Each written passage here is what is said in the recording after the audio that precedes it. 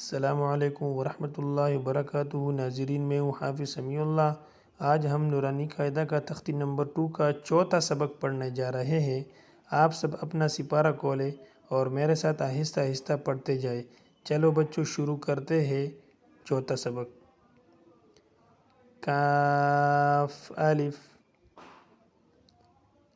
کاف الف، با کاف تا، با کاف تا،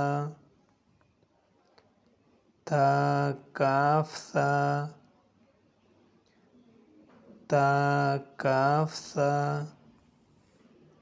با، با، تا، تا، کاف الف۔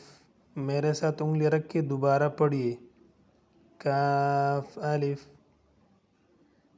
با کاف تا،